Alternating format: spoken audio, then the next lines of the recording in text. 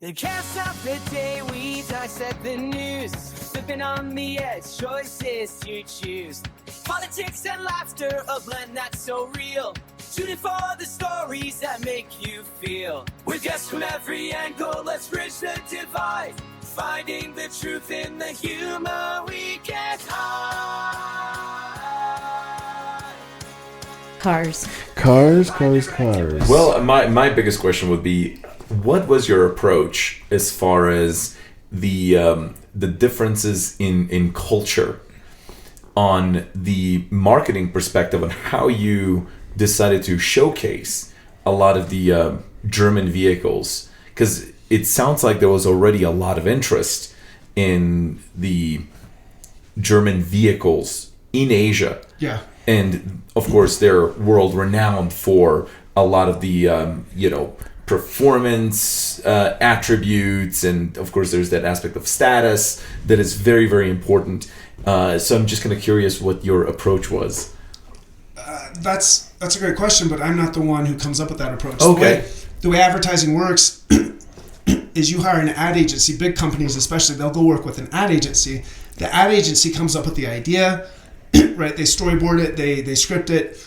They typically are the ones who do the pre-production, well, part of the story ideation, right? They're the ones who decide, they're the ones who are experts in how do you sell a car? What are the things we're looking for? What's our new branding? What's our new ad approach? I'm not marketing, I'm not in so that's not my shtick. Where I come in the process is once they have their ad campaign and they know what they want to do for this ad or for this series of ads, they go and hire a production company. And even the production company I don't work for directly, right? Because they're only shooting, one commercial a month or once every few months, make a lot of money on one commercial, spend a lot of time preparing it. But I'm mostly a cinematographer, but I have directed stuff as well. They only hire us as freelancers to come in on a specific gig, right? So we're kind of third down that chain. So the company has an idea, they want a new commercial for a new product. They go to their ad agency, and usually they work with the same ad agency for a long time. Apple's been working with the same one for 40, 50 years. That ad agency comes up with the idea. They decide what they want to highlight and all that. But then they'll go and hire a production company and say, go make this for us and make it look beautiful. And that production company works with a lot of directors and cinematographers. They put together the team. I'm part of that team. I get hired as a freelancer. And we go and shoot the heck out of it in one day, a few days, whatever it is. So they give us what they want shot. We make it look beautiful.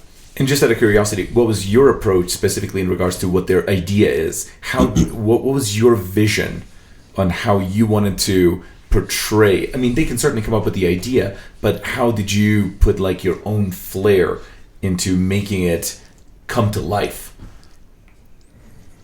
I mean, that's a good question. Really good cinematographers, they don't put their stamp on it. They don't want to say, hey, this is a Jay Hubert shot film or whatever. And granted, there are a few cinematographers out there that do that, whether it's ads or narrative films. What you want to do is give the client what they want and choose tonally appropriate lighting and shots and angles and lenses and shot sizes and the amount of compression, how much background we see, so that the ad agency, if they're doing their job, they've made it very clear the tone that they're going for. Oh, we want a lot of night shots. We want it dark. This is going to be a dark, heavy, dramatic thing.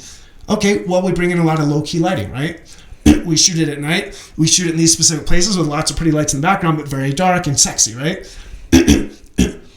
It's not saying that we don't have wiggle room. Sure, we may go and do the location scouting to decide the places to shoot, but ultimately, we want to bring their vision to life. They have the vision. In narrative film, that's equivalent to a director has a vision, and as a cinematographer, I'm going to come in. They're the ones ultimately who have that idea, the visuals in their head. They'll explain it to me through words, through storyboards, through pictures, through references from other movies, and then I'll go and try to bring that vision to life, right? So it's less about making it uber cool and this is my stylic version. No, the stylism comes from the director typically. The better you are as a cinematographer, sure, the better you're going to, maybe the more control you have over the lighting, the more you can make it, the more tonally adept you might be. But that really is what it comes down to, is catching the tone of what the ad agency wants, or in film, what the director wants. Fascinating. And not just putting your own spin on it and saying, well, this will look can really this. cool, but it has nothing to do with what you wanted, right? Gotcha. So, can you insert the alien mouth in the VW? It comes out of the logo. That's right. Yes, that's why Volkswagen did not hire Ridley Scott to do their commercials. Yeah, but interesting. VW Buzz drives in and like it that'd actually be that would be a great Super Bowl commercial if you think about it, right? Yeah, that's pretty creative. Yeah. But yeah, I don't think Volkswagen's going to. I don't think Volkswagen's ad agency knows them well enough to know that's not what the client wants. Right? Their new campaign. Their new campaign is so interesting because they're teamed up with Saturday Night Live.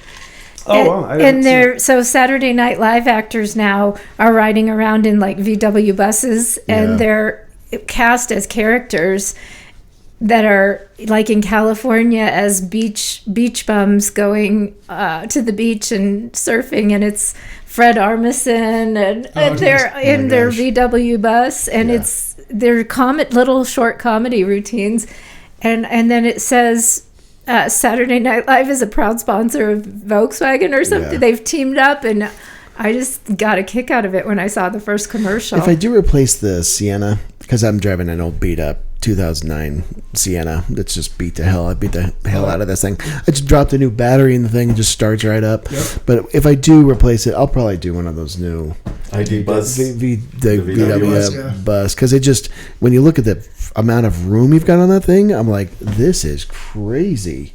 You could lay down the seats and everything and just put gear in there. That's what I'd be doing, you know.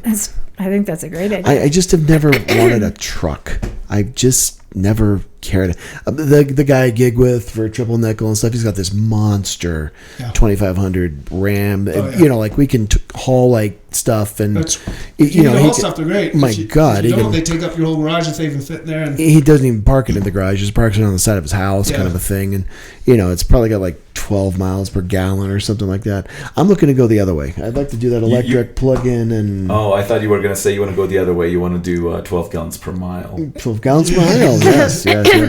No, I just No, I'm looking to be more efficient and that kind of stuff, more green. I think so. Yeah.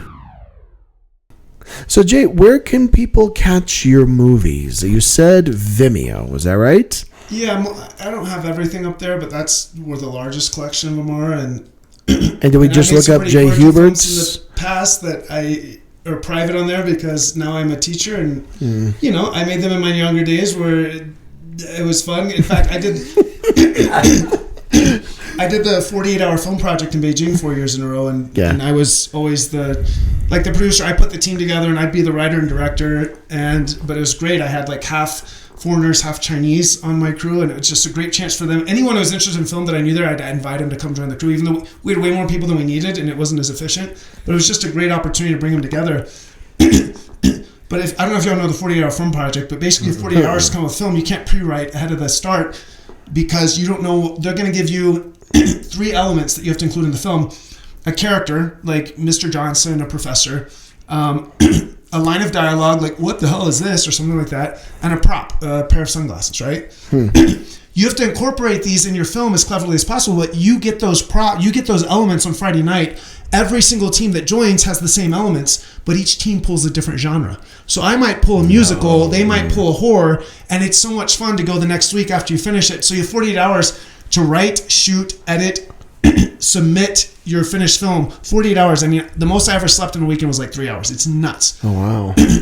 It's nuts. But every year you get to the finish line, you're like, that's nuts. I never actually hit the wall Saturday night at 3 a.m. You're only halfway done shooting. You're like, there's no way. What was I thinking? You somehow managed to finish it. Sunday night, you turned it in. You're like, okay, that was cool, but there's no way in hell I'm doing this again. A week later, you watch everyone's films. You're like, this is so cool, but no, that was too exhausting. I probably won't do it again. 9 months later, they make the call for the next year's thing. You're like, hey, guys, you want to do the 48-hour film project again? So 4 years in a row, I did it. But I was the one who, all 4 years, came up with the idea, and they were very R-rated in fun, quirky ways. But there were elements in there that I don't think I'd want to make public. We get some angry students sometimes, and that's the kind of stuff they'd love to just point out. Like, look at the kind of films this guy makes. No, I've made those films, sure, with a group of people. But that was, you know, when I was in Beijing and young and having fun. And, Hey, listen, as a Yeah. musician, I've played death metal. I've played, even worse, I've played polka. I mean, once you've seen these films, you'll Yeah. understand. Were you in the faculty meeting? I actually was. recently? I know where you're going with this. That wasn't part of the 48, but I won't mention it here. But yeah. I had an assignment at Beijing Film Academy to actually. I see. Make very R-rated kind of movies and stuff. Gotcha. We'll leave it at that, yes. Gotcha. So yeah, there's some interesting stuff that is up on Vimeo, and I can Stretched send you your links. talents a bit. Well, Yeah. yes. But funny. they're not public. So plenty of my films are private on there, and some films or projects that I've worked on. Some of them I never got the finished product. You know, Yeah. as a cinematographer and stuff, which is a shame. Early on, I should have just. I Always can imagine it's funding, right? Is funding probably like your primary, like where when you have this vision as a director, as a movie creator, you're trying to get, you got, like you said, you're trying to tell a story, right? Yeah. But then to get that story done and to do it properly, you gotta line up that financing and stuff. And the more money you have, the just like in life, like the easier it is to get stuff done. But the fact of the matter is, especially now that everything's digital and not shot on film, which was prohibitively expensive, right. you can make some incredible stuff. You can make crap too, is the problem. So there's a glut of just crap out there, but you can make some pretty incredible things with a very minimal investment of money. You just have to be resourceful and scrappy. But I mean, I don't know if you've seen The Brutalist, but it was nominated for a bunch of Oscars this year. I heard about that. I almost said Roman Adrian- Polanski. Adrian Brody was the Adrian Brody, thank you. That's the protagonist. name I was trying to think of. He's the protagonist. He's the main character. But Corbett, I don't know how to pronounce his last name, but Brady. Sorry, I'm messing up your name if you ever see this, but an American director who used to be an actor. He's an actor and a director, but he's done a few films. He made that film for $10 million, and it's a period piece too. And it's like $10 million. That's nuts. Corbet. Brady. Okay, so I did get it. Corbett. At least I remembered. Give me credit there. Thank you, Brady. Yeah, it gets a high rating. It gets like an 88%. No, look, it's a 93. It's very highly acclaimed, but when you go watch it, it's a lengthy. It's like an epic film, a period piece. So think about all the production design that goes in. Like this is shot in a different era, so you have to get all those elements together. And to do that for $10 million, everyone's like, what? Robert Rodriguez back in the film days. I don't know if you remember Robert Rodriguez, but Spy Kids you're probably more likely to know than. But he was one of those independent filmmakers out of Austin. He was actually a film student at the University of Texas, undergrad student, and he had this opportunity to go to Mexico for summer, family there. And he went down and made a feature film for $700, and it was El Mariachi, and it was a huge hit. Desperado was the sequel with Antonio Banderas. Okay. But the original El Mariachi, much lower production value, but for $700, he shot on film. Like, you can't even shoot a film. Film's going to cost you more than that, so he had favors and things. But there's some people who are very resourceful and very scrappy, and every time it happens, think about the Blair Witch Project. Like, they have a creative idea. Primer in 2004 was a huge hit. Like, it was this sci-fi movie about time travel. They shot it for like $50,000 on film. Like, so now that everything's digital too, you can really make some incredible stuff without huge pockets of money. But the more professional you get, the more you attract people's attention. The more money you have, the bigger stuff you can do. But sometimes, just like having more people can be counterproductive, having more money can be counterproductive. Yeah. And having limits actually sometimes makes you more creative. It forces you to be more resourceful, and you actually make creative decisions that you might not have made if everything's there for you. I don't know if you all remember Deer Hunter. It won Oscar Best Picture in 1978. That was a great movie. Amazing film, and why am I blanking on it? Mike Cimino? Oh, the director? Director. He won, when he did that, after he made that, he had basically all the money he needed, and Gate of Heaven, or what is it? Heaven's, I can't, the film he made next, it went so over budget, he actually bankrupted a studio. It's a famous case because he basically had full control, and he became a bit of an egomaniac, evidently, and he ended up spending so much money that this film went so over budget that the studios, and they went all in because, this guy's brilliant, look what he did with Deer Hunter, and the film was a flop. And Heaven's Gate. Was that Heaven's it? Gate. Heaven's Okay, Gate. And it's Mike Cimino, is that Yeah, right? Michael Cimino. It said he's notorious for being like detail. He got obsessed with the details. Yeah, and so things would like just roll days and days over, apparently. Yeah, and so he literally, what was it, MGM or what? Who did he bankrupt? Does it say? But that film bankrupted the studio that bankrolled it. So interesting. Yes, you need money. Yes, you need funding. Yes, you want to. The other big thing that's very topical right now is, Trump's trying to put a tariff on productions. It's not foreign productions he's targeting. He's not saying, hey, if you're a French company making a series and you want it to show in the U.S., I'm going to put a tariff on that. It's Hollywood productions, American productions, going and filming outside the U.S. so that that money to make it gets spent in another country.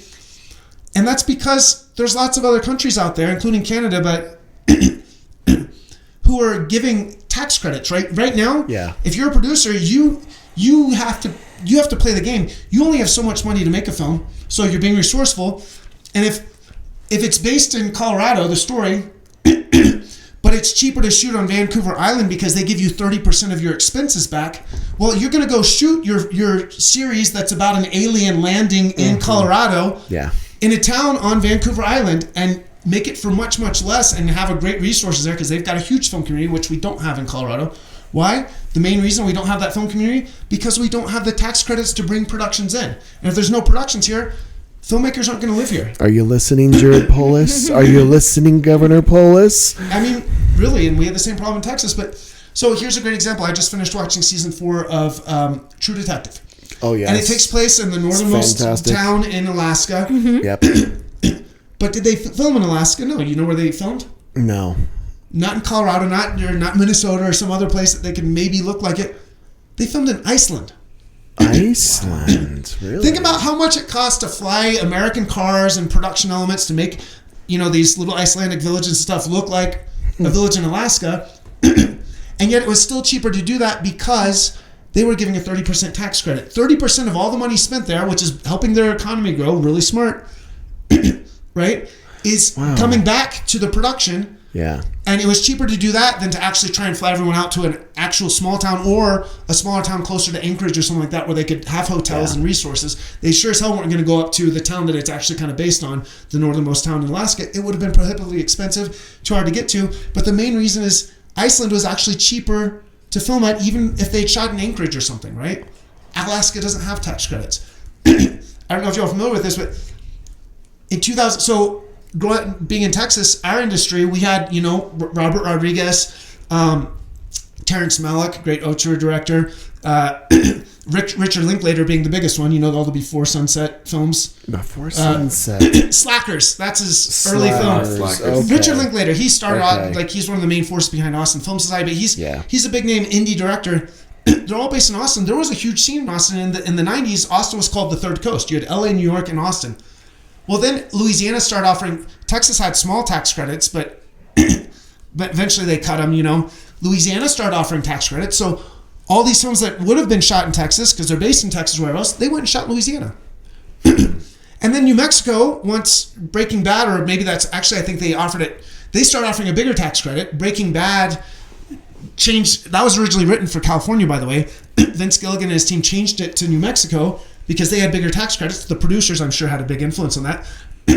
And then New Mexico's film industry's taken off. Netflix headquarters are in New Mexico, in Albuquerque. I didn't know that. That's where Netflix headquarters are? Yeah, their production headquarters. The production stuff, okay. Yeah, not Netflix Studios, like the production headquarters, not the company side. But it's all about tax credits. So in 2008, y'all know which state started offering the largest tax credit in the country? And is now it dominates film production. Is it Georgia? It's Georgia. Yeah. 2008. Wow. They said let's beat them all. How did you know that? Because everything says the peach logo is on everything. Everything you see now. Why? 2008. They said they had some smart people legislated said, hey, this doesn't just help our economy. It helps boost our image as a state. We're gonna have all these. How do you make yourself look good? You make movies in your place, even if they're set somewhere else, right? Oh, they filmed in Georgia. I want to go visit. Where did they film? Because I'm always wondering. All over. They've got sound. So much shot on sound stages anyway. You can do it anywhere. Montreal makes a killing with their tax credits. People go up in the middle of the winter to Montreal. It's freezing cold, but they're indoors on sound stages shooting half their film. I knew also the coast, like Vancouver, and a lot of TV series are shot in British Columbia. Yeah. So Tons. Resident Alien, I don't know if you've ever seen Yes, it. Yeah. love Watched that a bunch of show. those. It's set in a fictional town in Colorado Yep. where they shoot Vancouver Island. That's the one I Yep, was referencing. that's It's what like, I man, we're believe. because missing it's out on cheaper to that. shoot up there and just make it look like a Yep. fictional town in And Colorado. so was Psych. It's supposed to be Santa Barbara in California, but it's shot in Georgia. Psych's shot on the coast of Vancouver. Oh yeah, I Yeah. mean most of Shogun set in Japan was shot in Vancouver. Right? So it just tells you something. It was cheaper to do that than to actually go shoot in Japan, right? But Georgia, brilliant, and I wish Colorado, I wish I know. in Texas, the legislature said, hey, you know, we've got so many. Colorado has such a diversity of landscape too. Like there's I know. so many films that want to shoot here. Yeah. But What about Longmire? Because that was supposed to be Wyoming was supposed to be. I thought Wyoming no was New what, Mexico or Oklahoma, but was it supposed to be It Wyoming? was supposed to be Wyoming, Because but we they shot went somewhere to else. when we drove down south. We went with your parents. We Yep. went to the actual place. Yeah, no, we went to the literal his jail place. Where Yeah, he was arresting people and putting them in jail there. Longmire. Did you ever see Longmire? I know the show. I haven't seen Yeah, it. but Yeah. I think that it's not shot It's there. not. But the It was outside somewhere shots else. of the place. Yeah, Rarely Why is stuff shot in so- Wyoming. They just don't have the infrastructure. They don't have the tax credits. Yeah. But like season 2 of Last of Us I'm watching right now, the main place it's based, they're in Jackson, you know, the Hole. post-zombie, post-apocalyptic Jackson Hole. It's shot in Alberta. Again, in Canada, you know, especially the winter season. So, but Georgia 2008 started offering the biggest tax rate, I think 25-30% back. And by 2015, 7 years, guys, there were more films and TV shows made in Georgia than there were in Hollywood, like in LA and Yeah. California. sure. Like it was, well, California is crazy. well, it is. I mean, yeah. And the as a taxes out southern- there are so and as a crazy. southern state, sometimes the southern state economies are struggling. I know, and on all the indexes, a lot of them are. But I bet Georgia's just but Colorado, that's probably but influenced their index. But Jay's point, significantly. But Jay's point is that Colorado is just. But if they're doing those tax credits, does it help? I know with education and stuff, sometimes the southern states, their education is on a lower index. But does because that production is being done there, does it funnel into their education system? Does it their education benefit at all? Well, that money is going into the industry. It's paying, right? Yeah. It's paying for hotels to house everyone. It's paying for food. I You mean, got the for food, the catering, the everything. So transportation, it's money in the economy, gasoline. but they don't pay like. I mean, and I'm sure their stuff is taxed to some extent. So there's taxes. But anytime you bring money in, eventually that money is going to work its way into education, right? And so Georgia has a fairly robust economy, but yeah, I would bet if you went and looked at the numbers, this is definitely helped increase propping everything up. Housing values. Yeah, absolutely. Oh Yeah. yeah, directly and indirectly. And more people are flooding into the state to work there. Like you have a whole industry Yes. with thousands upon thousands of people, like well-trained people flooding in now because there's more opportunities in Georgia than anywhere else in the country to regularly get jobs on film and TV productions. Yeah. That's awesome. They're So- smart. They've got some smart leadership. So instead of slapping a tariff to try and prevent productions from going to Iceland to shoot and going to other countries that are giving tax credits, don't slap a tariff, compete. Yes. Offer a federal tax credit, right? Make the U.S., we're already the center of filmmaking in the world. We're the mecca. Hollywood is the mecca of filmmaking. It has been for years. We've done so many naughty things to destroy. Hollywood's done so many things to destroy other countries' film production. I say destroy, but basically keep their cultural dominance to stay on top as like the international mecca of filmmaking. It's like, hey, sure. Well, now they're fine. We forced them to find other ways to bring productions there, and one of those ways is tax credits. Make it cheap for them to come shoot here, even though it's not based in our country. You don't want to write a story about us. Fine, we can make it look like your country or anywhere else you want, right?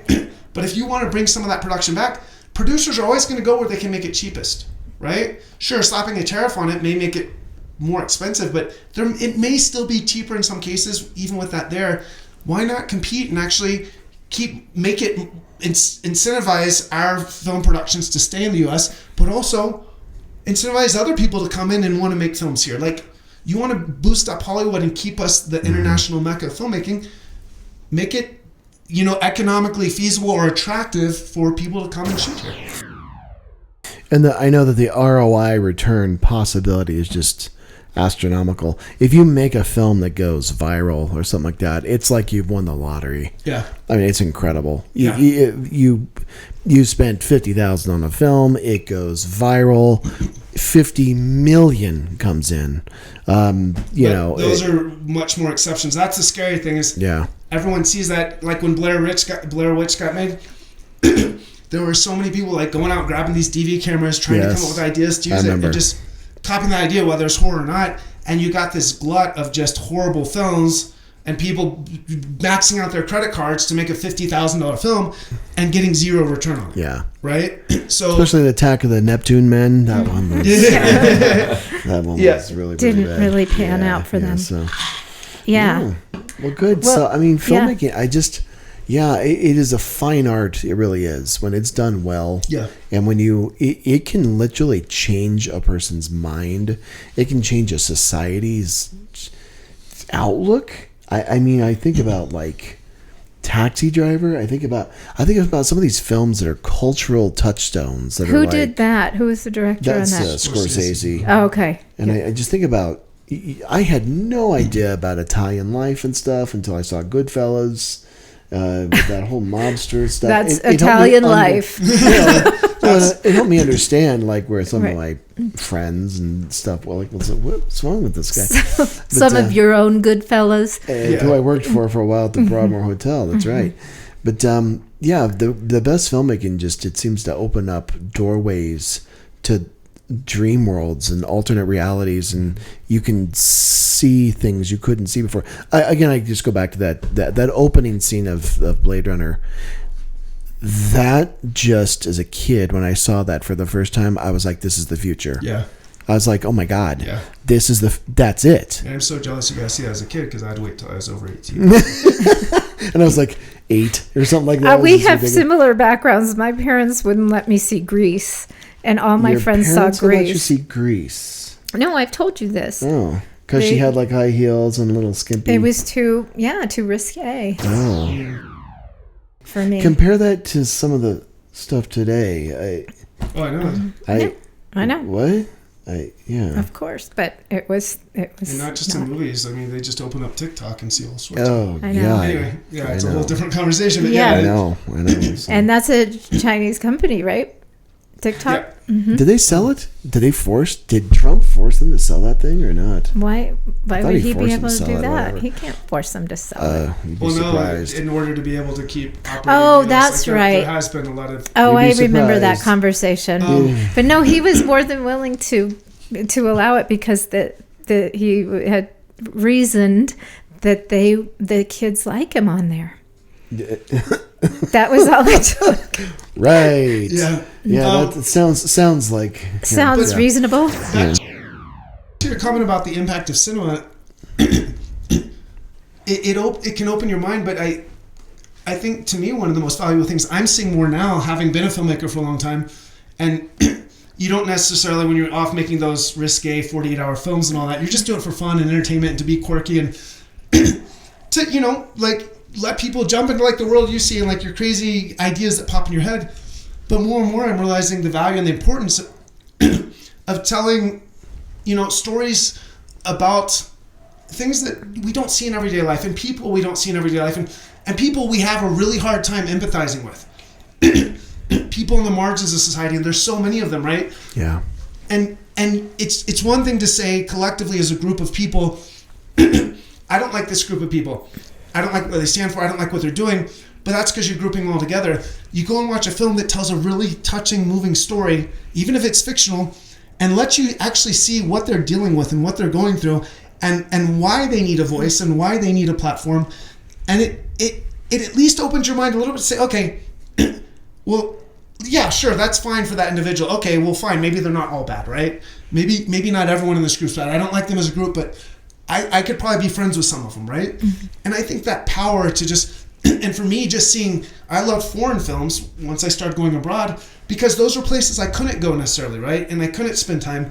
But watching a film from there, I got a sense of that culture and that society. and undubbed, of course. I want to hear the language. I'll read the subtitles any day, and just I want to hear that language. Yeah, we like that too.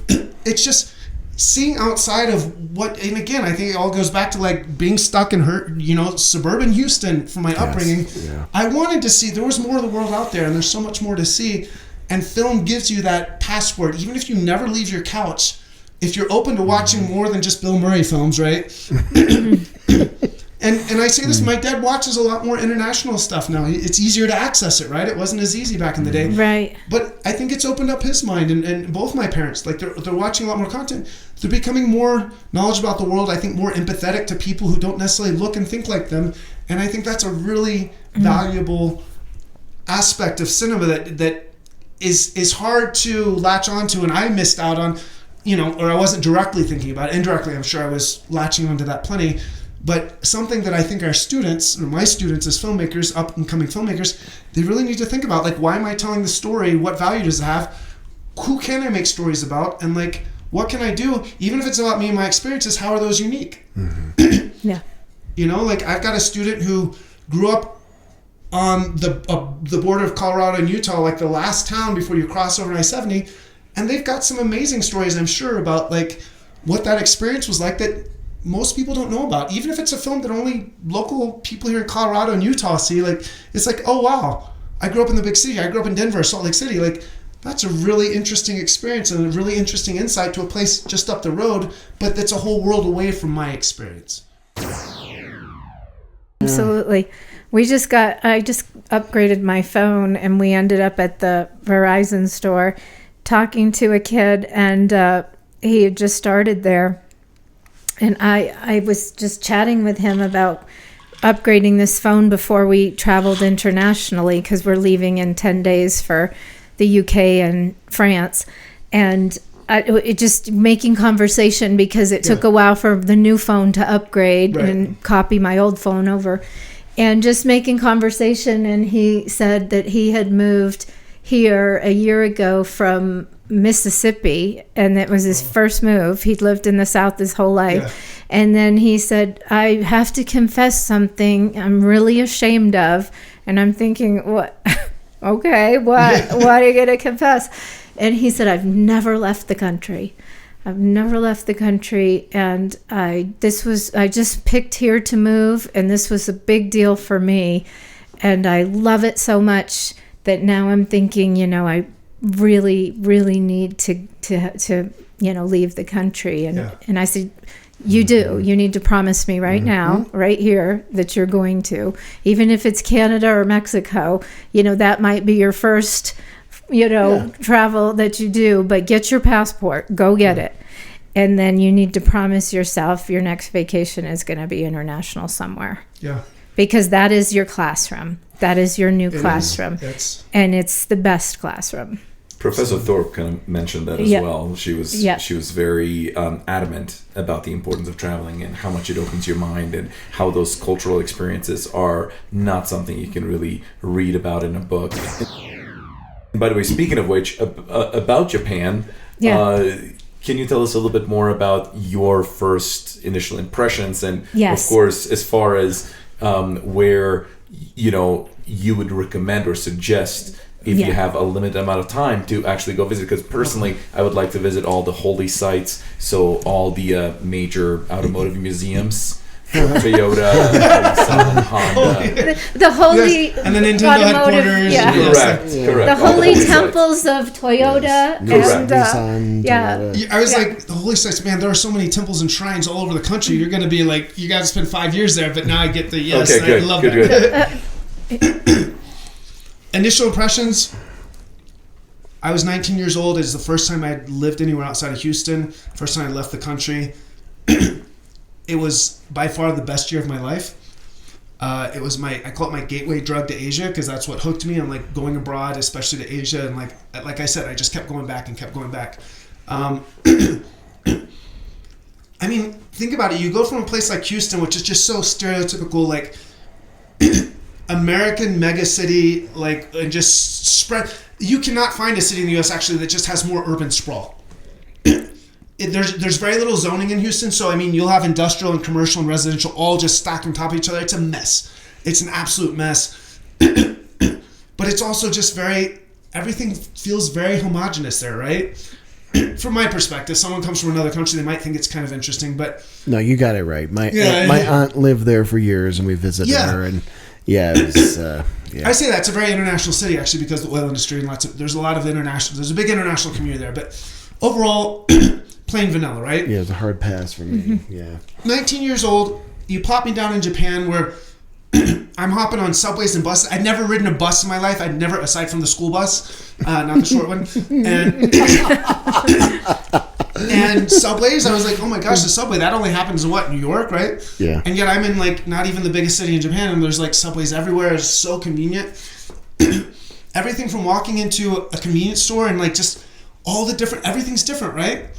But ultimately the biggest impacts are when you meet people and talk to them and open up to this idea that, wow, there's just whole different ways of like thinking about things and like different ways of communicating and different cultural habits, and like things that we do, everyday normal things that we do differently, but then also realizing on top of that, we're all doing these different things for the same basic reasons, right? We're all human, we all have the same basic needs, we all more or less think about the same things, just in slightly different ways. But it was also, the other impression was, I finally had a contrast to America because America was the world to me up to that point. For a whole year just, doing this, just for a year straight. And I mean, it was also addictive. We like stimulation, we like the dopamine flow, and it was just constant dopamine flow. So I was like, I'm getting back here and I'm going to go explore more places because this is the best feeling in the world. In terms of where to go, I've not actually been to, the car companies. I never even went to the Nintendo headquarters. We were just in Kyoto last summer, where their headquarters are. I think for me, I like nature. I like traveling around. I like seeing different things. I climbed Mount Fuji. I took the slow trains for 3 days nonstop from Fukuoka in the southern end to Hokkaido in the northern end, and like I just like little adventures like that. When I lived there the second time, I hitchhiked across the country. And I wouldn't do that in the U.S. Oh no, I've been told, again, these. Yeah. I know. Your parents tell you, no, don't ever hitchhike here. You'll get picked up and stabbed. I know, to death that's or whatever. why I was surprised because I've been told, don't you do that. Yeah, no, and then you go to Japan, it's like, it's like the best possible thing you do. It wasn't even to save money. I was working that year.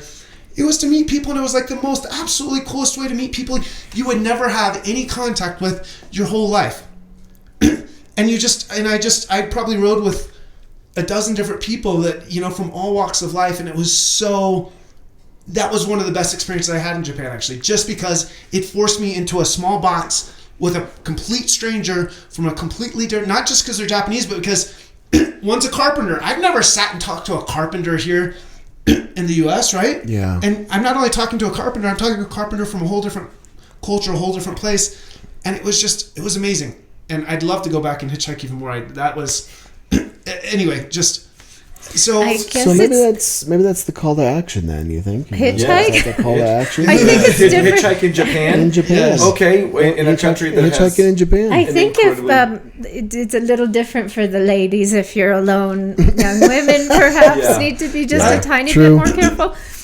Absolutely, and I'm not saying go and do it, but of all the places in the world that you could hitchhike as a solo woman, right? I've actually had friends I knew in Japan, young women who hitchhiked together. Yeah, that might be. And that would probably be safer, but I mean, of all the places you could do that, even as a solo traveler, Japan would probably be the safest Interesting. place to I do think that. they had but like 7 murders or something last year. in the last century. Like last year. Wow. I mean, it was like, I That think there's 7 speaks murders very today highly. in Denver. Where was the other place we just heard had a super low murder rate? Was it Australia? Yeah, that was Australia another like place 3. super low. It was China's ridiculous. actually incredibly low too. I mean, it's Yeah. literally like No, it's us Americans we're violent. back Yeah. to this idea of like parents being worried about sending their kids abroad. It's like you're so much more. Your child is so much more likely to be a victim of violent crime here in the U.S. than Yes. most developed countries in the world. Yeah. Right? Well, you have to go to like Liberia. You have to go to like Sierra Leone to get more danger. Yeah. And by the way, don't they have a TV show called Toddlers Going Grocery Shopping in South Korea? Have you heard of this? Oh, no. Where they have like 4-year-olds Oh, my God. and they're given a grocery list and they're told, all right, you'll be on camera, but you get to make your own decisions. My Try God. to travel 5 miles or whatever. Use the subway. Oh, that's great. And they just follow. There's a crew. Of course, there's a chaperone Sure. making sure the kid's safe or whatnot. How old are the toddlers? Like I 4. said, they're like young. Okay, 4, I might be 5. over exaggerating, like 4, but they're like 5 or 6 years old, and the kids are like, "Cool, I got to show grocery list. I got to go get groceries." Which is also interesting because it's a high context society. Yeah. Yeah. So Communitarian. was that difficult to navigate sometimes, or have individuals sometimes taken offense to things that we're not aware of from a low context society where everything is pretty easygoing and laid back? High contact is when you come into contact with High context. Context. High contact. I'm sorry. I heard contact. My apologies. No. It's my hearing is horrible. So sorry. Describe that a little more in terms of high context and low context. In terms of how certain things need to be very formal, or how certain approaches need to be very directed with a lot of purpose. No, absolutely. And Japan and Korea, but especially in Japan, where I have a lot more experience than Korea. But even in the language,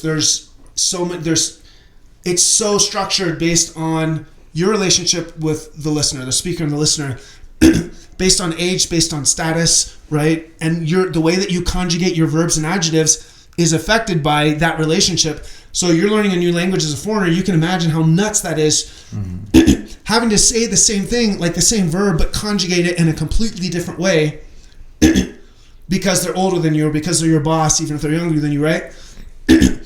And you grow up in that, it's fine. You just do it naturally, right? For foreigners, it's incredibly hard, but at the same time, there's some purist foreigners who learn Japanese, live in Japan for a long time, say, no, you should always speak keigo and speak in the correct conjugation, all that for the situation. But to be honest, most Japanese are not going to be upset unless you're doing business or something like that. But even then, I think they're going to say, oh, they're a foreigner.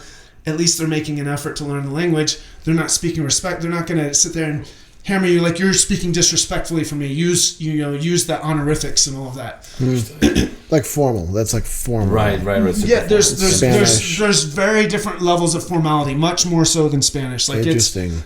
And it affects. It's much harder to learn, I would say, because it affects so much of every sentence, every adjective or verb is conjugated differently based on who you're speaking to, and there's several different levels. Interesting. Yeah. I guess that would make sense. Yeah, very high context. It's and actually Korean is the same. Korean and Japanese grammar, by the way, they're not in the same language family. Korean and Japanese, so pronunciation is very different, but the grammar is actually almost 95% the same. Wow, interesting. So they conjugate stuff, even though they sound different. They're conjugating in very similar ways. It's subject, object, verb. Where I eat apple, there I apple eat. The verbs at the end. Yeah. But it's not just that, but they conjugate, and Korean has a very similar levels of formality, like speaking formally. So they're both high context. You're exactly right. I thought you meant high contact in this idea of personal space and the fact that it's everywhere. Just the density of humanity. Yeah. That's much more noticeable and in your face. Yeah. And that's where I think Americans have more personal space than pretty much the whole world, except maybe Canada. But this sense of my space, even when we're driving, think about all the road rages, because this is my, give me my room.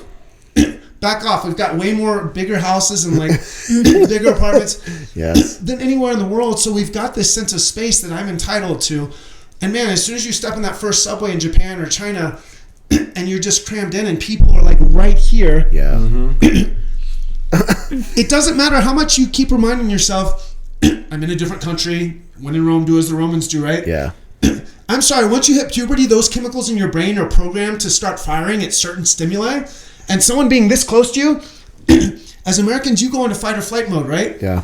Or China, you're sitting eating, and this happened to me so many times, even in Beijing, a very international city. You have so many migrants from the countryside. The largest migration in the history of the world is in China these past 20, 30 years, from the countryside to the cities, who've maybe never seen a foreigner, fine. but they've never been told, like, don't stare, like, so you're sitting there eating and, you know, eating your noodles, whatever, and you look up, and basically, distance from me to Liesl, there's some guy, a farmer, whatever, that's what Chinese call people from the countryside. They're all farmers, basically. And he's got this gormless expression just staring at you, does not mean anything bad by it. Yeah. But come on, when you're in the U.S., you're eating, you look up, someone looking at you, fine, but they'll look away immediately, right? They keep looking at you. What's going through your brain? What are those chemicals doing? It's like they want to fight. Baboons. That's right. It's Yeah. Your eye contact. You're locking in to fight. That's right. It's and no matter how many times you can tell yourself as many times as you want, but those chemicals are still going to fire, and you still have this stimulation, and it's so hard when you get that day in and day out to, like, you can say every single time, I never went off and said, okay, let's fight, buddy. Every single time, just like, okay, I'll just ignore him or whatever. Yeah. But every single time those chemicals are firing and your nerves are just shot, right? But yes, that idea of personal space, especially for Americans, is very hard when you go to East Asia, and especially in the big cities. Like, it does not exist, or it doesn't exist in the same way. Like, personal space is a very different concept. There, so it's something that you definitely have to kind of adapt to and, like, try to control those chemicals as much as possible, or like reshape them. But you can't ever turn them off, right? Yeah, that's fascinating. That's really. So then the call to action is go travel, and deal with somebody right in your face while you're eating noodles. Yeah. That's the call to action. I think we got it all figured out now. Deal with the stare down. I got to figure it out. So. Yeah, so Jay, this is probably a great place to kind of maybe, like, close out maybe a little bit. Mm-hmm. Like, what message do you think?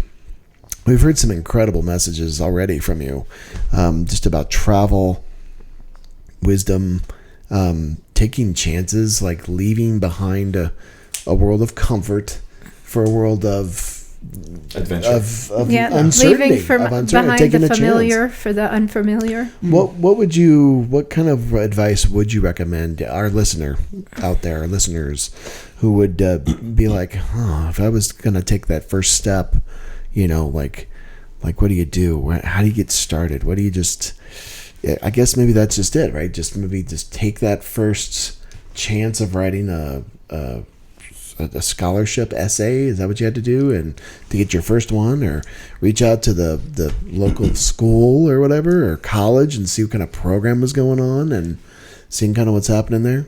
Yeah, it's a great question in terms of how to approach that. I think one thing you can do is watch the work that me and my fellow filmmakers do about different places foreign to you, whether that's in your own country or somewhere abroad, but things that are different, that excite you, that you are passionate about, that find a passion, find places that interest you. And then, like, in this day and age, it's so much easier when I was in college to get on the internet, to find resources, to go make that happen. Yeah. But I think you need to know what you want to do first, or have an inkling at least. Find some things that excite you. And you can find those if you don't know anywhere else to do it. If you're not going to go look up random stuff on Wikipedia or whatever, try to watch a wider variety of shows, especially shows made in other countries or shows made about things that you're not as familiar with, that are foreign to you. And if nothing else, find things in those shows that excite you, or, oh wow, this was made in Croatia, or, you know, whatever, like Game of Thrones, Croatia, that looks really cool. I want to go travel there next year. Nice. Yeah. Right? And do whatever it takes to make that trip. But you're exactly right. Especially in this day and age, in America, like, especially to our American audience, we are so insular and we are so isolated, and we're not going to be able to just cruise along for the rest of, you know, for the next two generations, like we have for the last two generations, and just, like, have it easy. We need to be more competitive, but we, honestly, more than competitiveness, we need to be more interested and curious about what's out there. So whatever that takes, get out and see the rest of the world, whether it's traveling or moving abroad or working abroad, or just going down the road and striking up a conversation with the gas station attendant or whoever else it is. Like, get out there and expand your horizons. It is the most rewarding thing you can possibly do in your life. That's a superb message. That is perfect. excellent. Perfect. All right. Excellent. So another episode of Curiosity. Prime Curiosity. Directive is Curiosity. completed. Yes. Jay, We did it. thank you for Hey, so thank much. you. This for is great. visiting. Thank Awesome. you. All right. This was Yeah. fantastic. Thank you Yes, kindly. So I'm Thank Eric, you. Admar, Liesl, Jay. We're going to see you at the next one. Yeah. Have a great one. Thank you. Awesome. The Prime Directive where the laughter's alive. Society's reflections that help each other thrive. Politics and culture, oh.